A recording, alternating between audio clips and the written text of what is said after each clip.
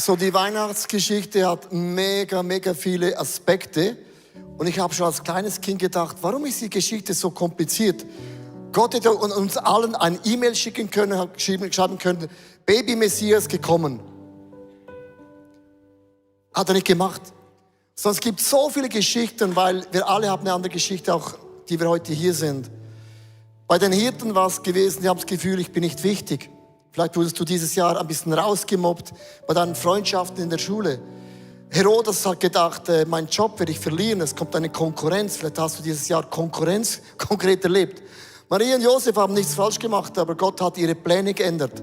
Man sagt, wenn du Gott zum Lachen bringen willst, mach einen Plan. Und Gott hat es einfach total auf den Haufen geworfen.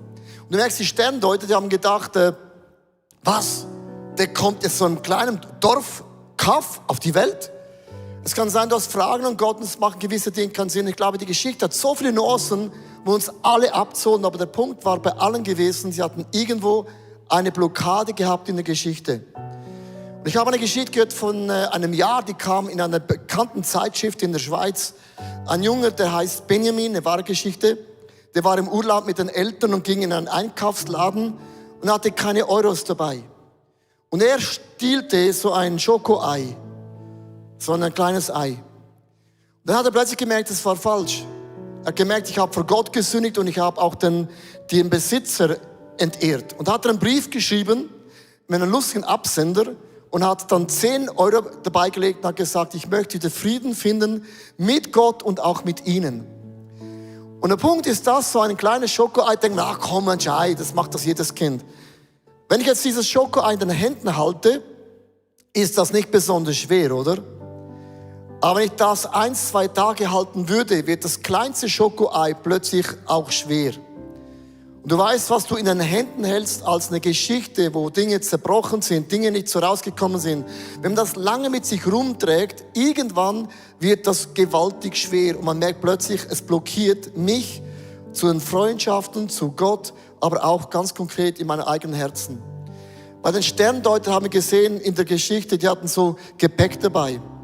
Und irgendwann haben sie das dann ablegen müssen und gemerkt, das steht uns im Weg. Und wie dieses Schokoei, stellt es jetzt dahin, gibt es diese Kisten symbolisch in unserem Leben für Dinge, die geschehen sind, die uns gewaltig blockieren. Und was solche Blockaden machen, es versperrt uns den Weg. Und wir alle kennen das, dass Menschen, die so auf den Keks gehen, du sagst, mit denen habe ich nichts mehr zu tun. Und es kann sein, dass Gott nicht das gemacht hat, was du ihn gefragt hast. Und du hast so den Keks mit Gott. Und irgendwann baut man so Mauern auf, so Koffer auf. Und kann ein kleines Ei sein, es kann eine Großgeschichte sein, was auch immer. Und es gibt einen Kreislauf. Am Anfang hat man so Erwartungen. Man ist so begeistert von einer Freundschaft, von einer Kirche, von Gott, von einer Firma. Man ist begeistert mit einer Erwartung. Und wenn die Erwartungen nicht erfüllt werden, wird man enttäuscht. Und enttäuscht heißt, ich wurde getäuscht in meiner Vorstellung, die ich hatte. Und wenn man enttäuscht wird, dann zieht man sich zurück. Und zurückziehen bedeutet, man baut so eine Mauer hin. Und wenn man sich dann zurückzieht, das würde noch gehen, man wird bitter. Und wehe, wenn dieser Name fällt, da steigst du um 180 Grad hoch.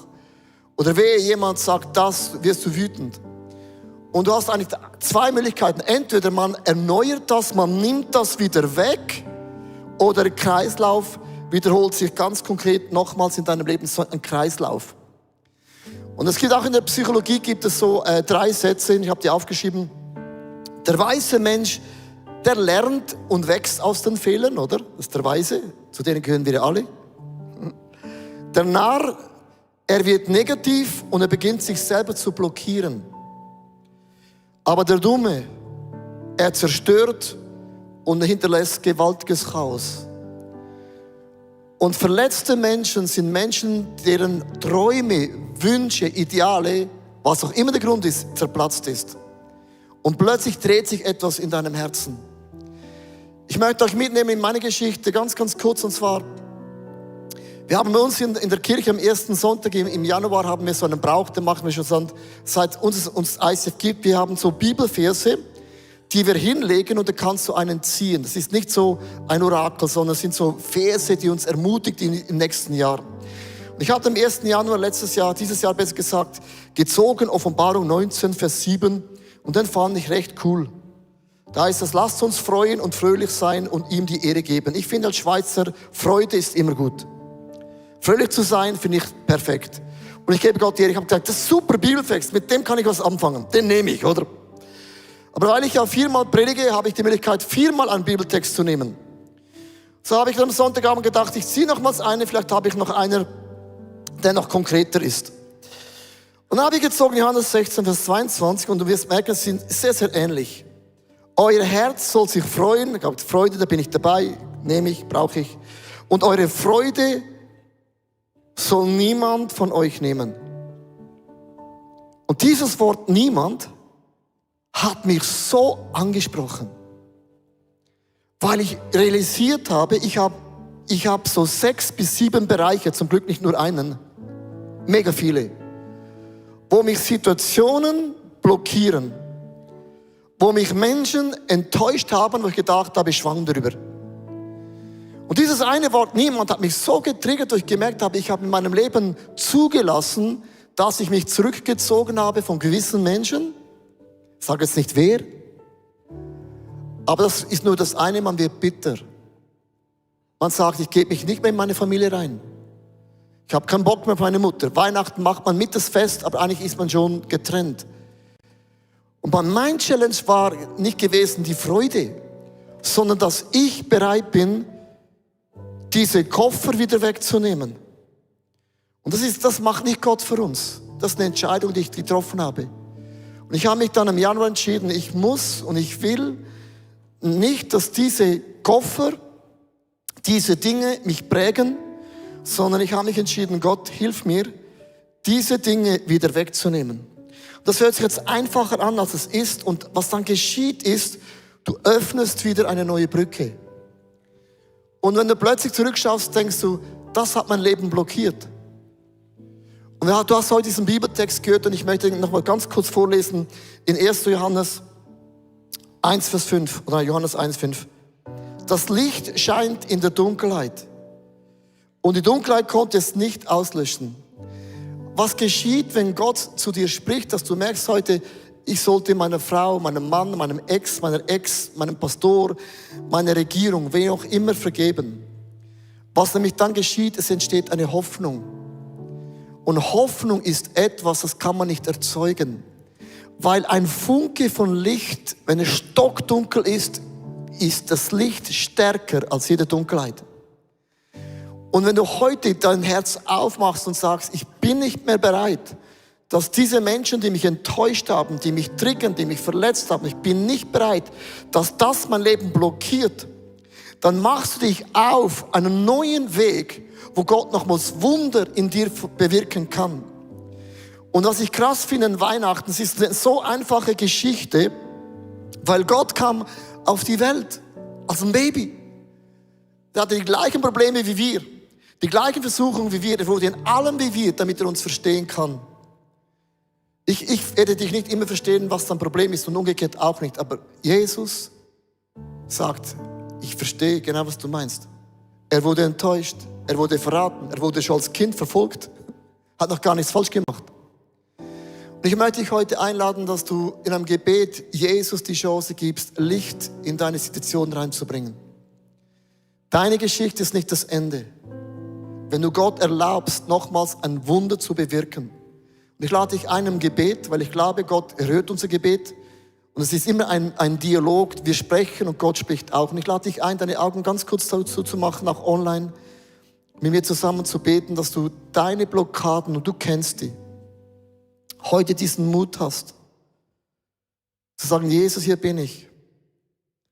Und du hast mich geformt im Leib meiner Mutter, du hast mich wunderbar gemacht. Und du siehst diese Dinge, die mich so unglaublich verletzen. Aber du siehst auch diese Dinge, wo ich andere Menschen verletzt habe.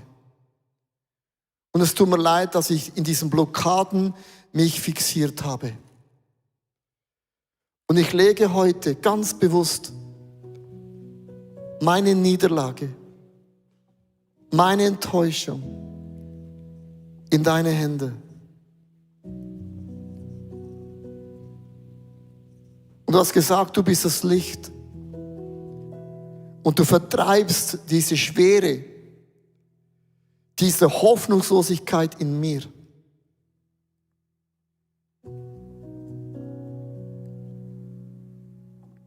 Ich möchte dir Danke sagen, dass du vor mir einen Weg ebnest. Und du bist ein Gott der offenen Türen und auch ein Gott, der den Weg frei macht. Und ich werde mit deiner Hilfe diese Dinge loslassen. Weil deine Güte und deine Gnade haben niemals ein Ende. Ich möchte ganz bewusst einen Moment ruhig sein, weil ich dich einlade, ganz kurz dein Gebet Gott zu sagen. Er hört, er ist da.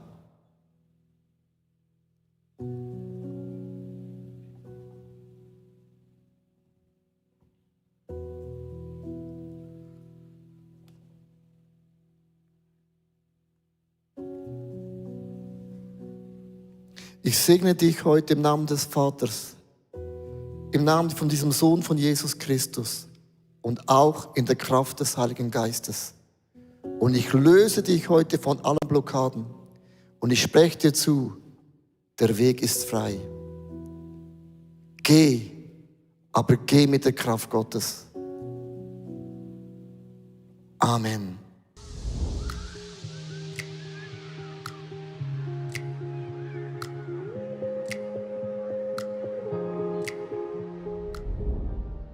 Schön, dass du dabei warst. Ich hoffe, dass die Predigt dir geholfen hat und du viele Dinge auch für deinen Alltag umsetzen kannst. Wir würden wirklich gerne mehr von dir erfahren. Vielleicht hast du Fragen, was beschäftigt dich? Dann besuch uns doch auf unserer Homepage icf.ch/connect. Dort erfährst du auch, was uns als Community eigentlich ausmacht. Alles, was du hier siehst, hat zu tun, viele Volunteers, sie haben ihre Talente investiert, ihre Zeit investiert, auch ganz konkret Finanzen, weil ohne Finanzen ist das alles gar nicht möglich. Ja, und das hier ist unsere Einladung an dich, Teil von diesem Großen zu werden, was Gott tut, auch mit deinen Finanzen, weil es ist so viel Technik, es sind so viele Investments, die wir machen, dass das alles möglich ist. Und mit deinen Finanzen kannst du dann einen Unterschied machen. Und noch eine kleine Sache, abonniert den Kanal, macht einen Daumen hoch, schreibt was in den Kommentar rein, weil es wird uns helfen, dass Leute plötzlich von dieser Sendung hören, weil wir wollen ja die beste Botschaft rausbringen an Menschen, die noch nie von diesem Gott gehört haben. Also, bis zum nächsten Mal.